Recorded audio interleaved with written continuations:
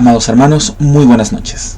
¿Listos ya con su cafecito, lapicero y hojita para apuntar? Muy bien, entonces comencemos. El libro de las respuestas, capítulo 17. ¿En verdad hay diferentes razas? ¿Qué pasa si una persona china se casa con alguien de la Polinesia? ¿O si un africano con piel negra se casa con una japonesa? ¿O si una persona de la India se casa con alguien de América que tiene piel blanca? ¿Estarían de acuerdo con los principios bíblicos estos matrimonios?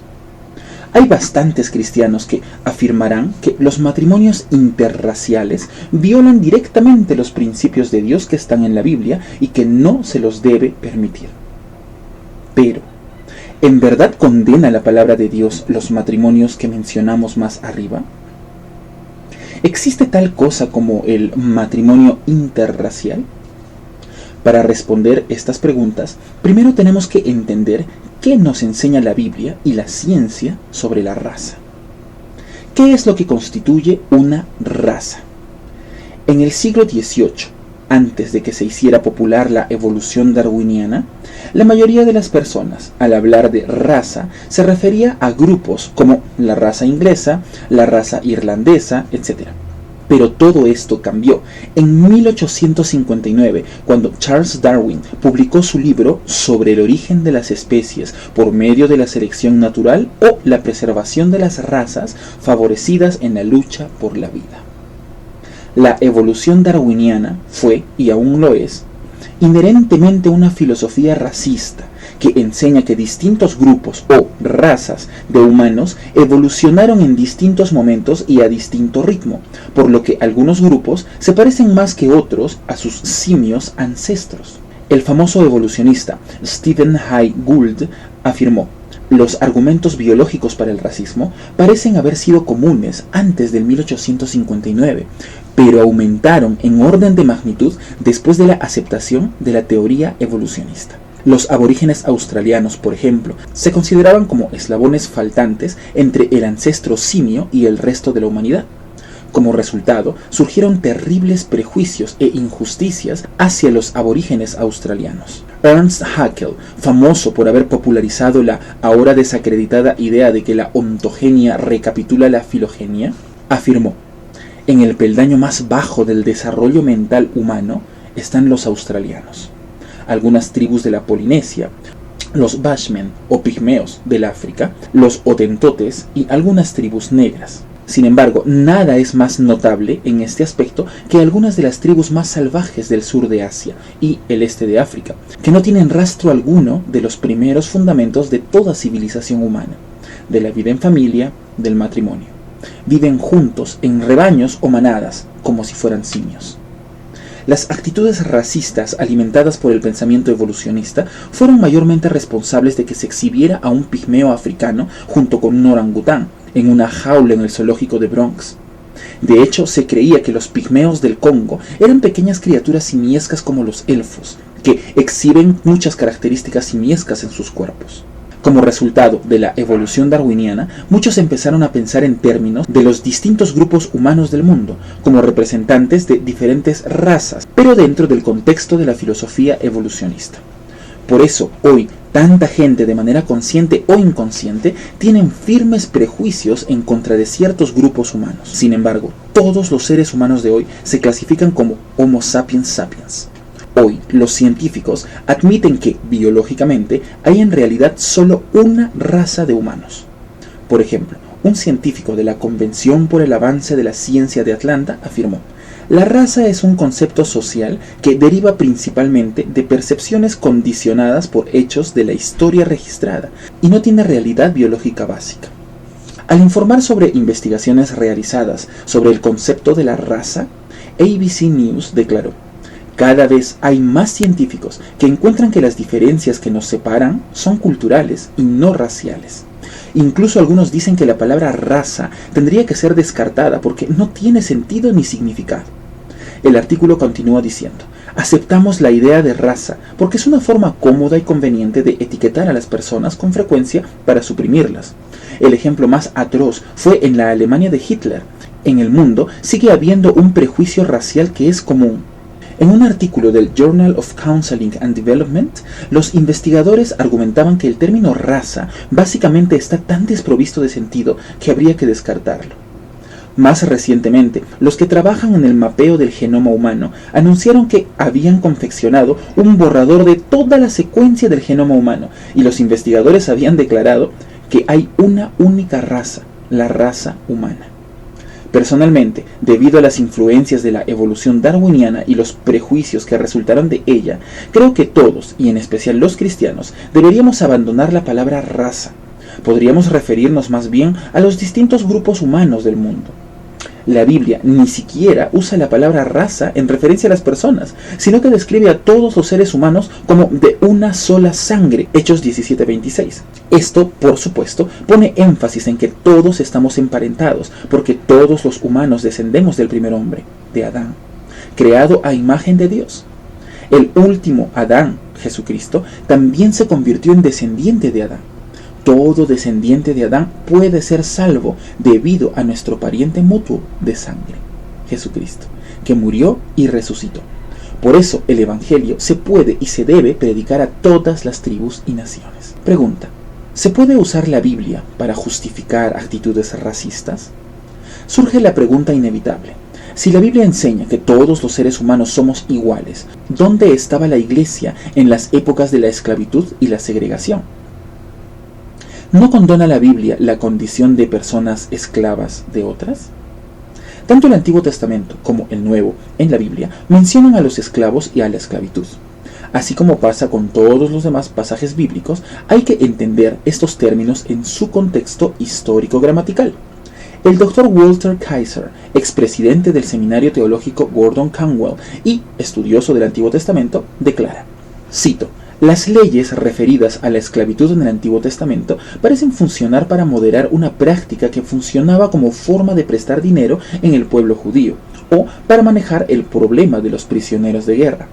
La institución de la esclavitud como tal no se condena en ninguna parte, pero tampoco tenía las connotaciones que luego tuvo durante las épocas en las que se comerciaba con la vida humana como si fuera mercancía a la venta y nada más. En todos los casos, la institución era supervisada bien de cerca y los profetas y otros declaraban juicio divino para quienes cometieran abusos. Fin de la cita. Job reconoció que todos los seres humanos son iguales ante Dios y que todos han de ser tratados como portadores de la imagen del Creador. Job 31:13 continúa diciendo: si hubiera tenido en poco el derecho de mi siervo y de mi sierva cuando ellos pleitearan conmigo, ¿qué haría yo cuando Dios se levantase? Y cuando Él visitara, ¿qué le respondería yo? El que en el vientre me hizo a mí, ¿no lo hizo también a Él? ¿Y no nos dispuso acaso uno mismo en la matriz?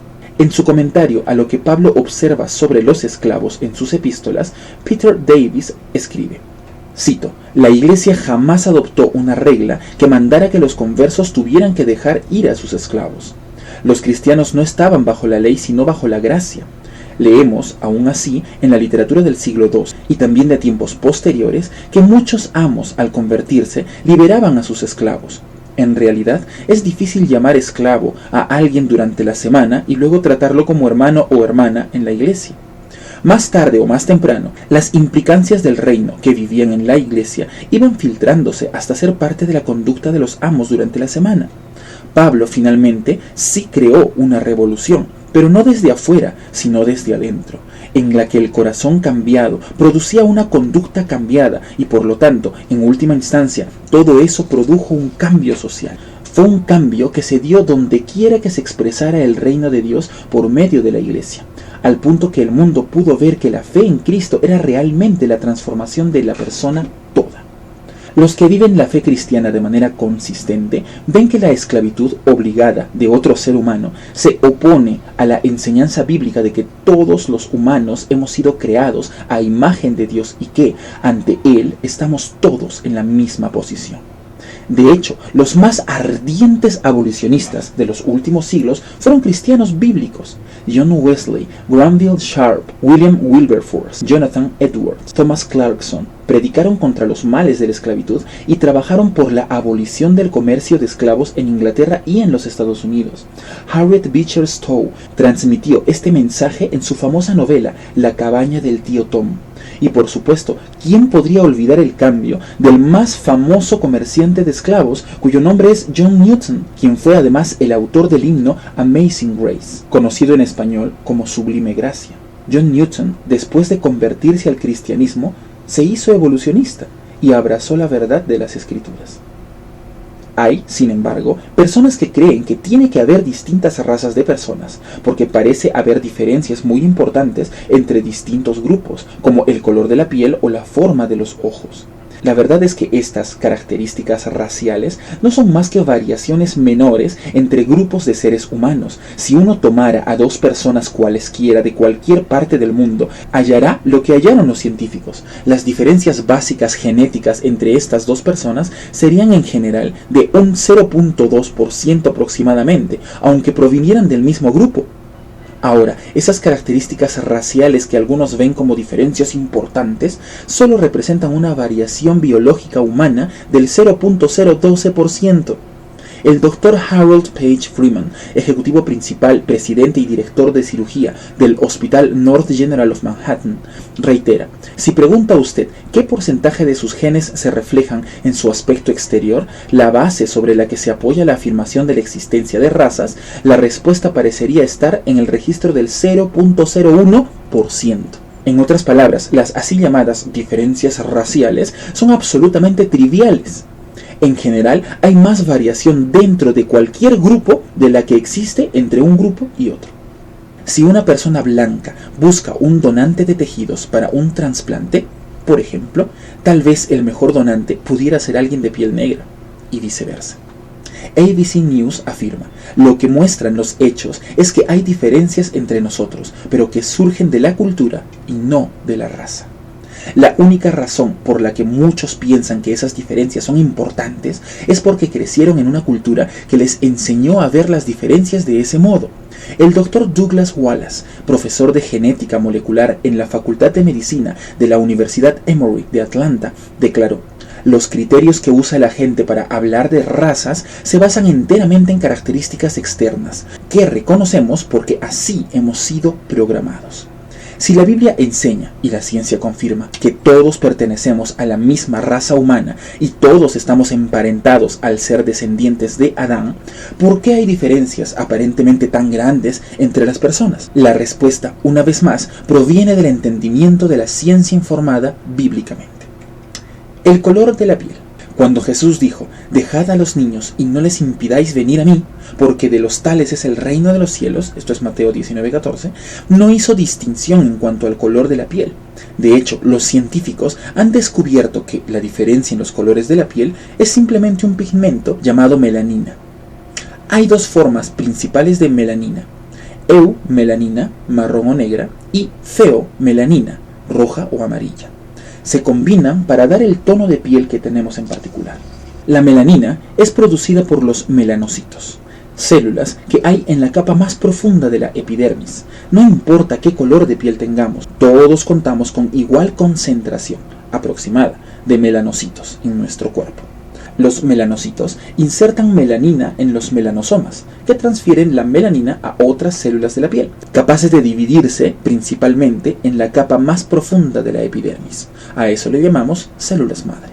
Según un experto, los melanosomas, o sea, diminutas unidades paquete de melanina, son apenas más grandes y más numerosas por célula en la gente con piel más oscura, en comparación con quien tiene piel más clara.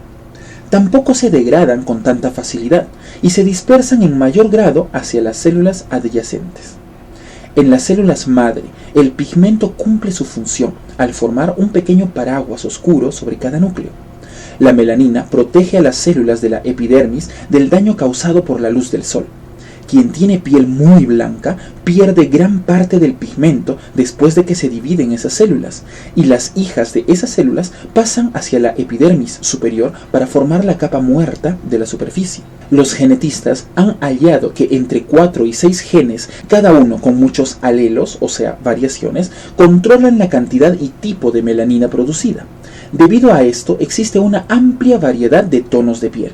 De hecho, es bastante sencillo que una misma pareja produzca un amplio rango de tonos de piel en solo una generación, como veremos a continuación.